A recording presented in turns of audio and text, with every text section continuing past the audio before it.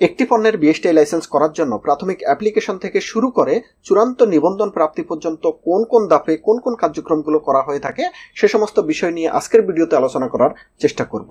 তো একজন উদ্যোক্তা হিসেবে যখন আপনি চিন্তা করবেন যে আপনার পণ্যের বিএসটিআই লাইসেন্স করার দরকার, তখন প্রাথমিক ধাপ হিসাবে আপনাকে যে কাজটি করতে হবে, উক্ত পণ্যের জন্য বিএসটিআই অ্যাপ্লিকেশন করতে হবে। সুতরাং এই প্রক্রিয়ার প্রথম ধাপ হচ্ছে বিএসটিআই অ্যাপ্লিকেশন করা। তো এই অ্যাপ্লিকেশনটি আপনারা অনলাইনের মাধ্যমে করতে পারেন বা ম্যানুয়ালি সশরীরে আপনারা বিএসটিআই অফিসে গিয়েও কিন্তু করতে পারবেন। তো এই আবেদনের ক্ষেত্রে কিন্তু আপনাদেরকে যে কাগজপত্রগুলো সাথে নিতে হবে সেটি হচ্ছে আপনার প্রতিষ্ঠানের ট্রেড লাইসেন্সের কপি, একই সাথে আপনার পণ্যের মোড়কের কপি, একই সাথে আবেদনকারী হিসাবে আপনার জাতীয় পরিচয়পত্রের কপি এবং টিন সার্টিফিকেটের কপি।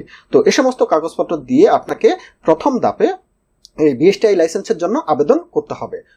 তো আবেদনের দ্বিতীয় ধাপে বিএসটিআই কর্মকর্তারা আপনার কারখানা পরিদর্শনে যাবে।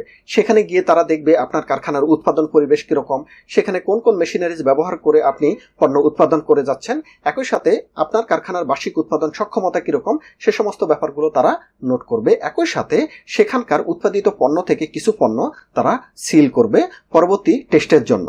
তো দ্বিতীয় ধাপে মূলত বিএসটিআই কর্মকর্তারা আপনার কারখানা পরিদর্শন করলো।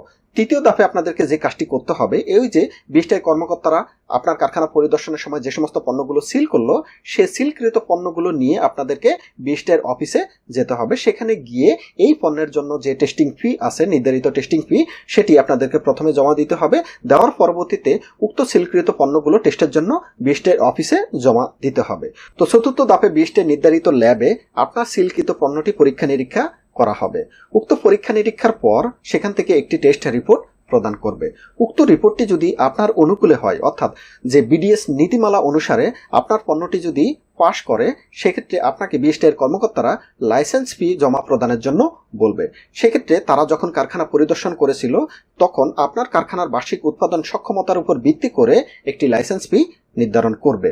উক্ত লাইসেন্স ফি আপনাকে জমা দিতে হবে। এক্ষেত্রে কিন্তু আপনাকে পরবর্তী 3 বছরের জন্য লাইসেন্স ফি জমা প্রদান করতে হবে। আপনি যদি সেই নির্ধারিত লাইসেন্স ফি জমা প্রদান করেন, সেক্ষেত্রে বিএসটিআই থেকে কিন্তু আপনাকে এই চূড়ান্ত বিএসটিআই লাইসেন্স বা সিএম লাইসেন্স বলে থাকি, সেটি আপনাকে প্রদান করবে। তো এই প্রক্রিয়ায় কিন্তু আপনারা আপনাদের পণ্যের জন্য বিএসটিআই লাইসেন্স প্রাপ্ত হবেন।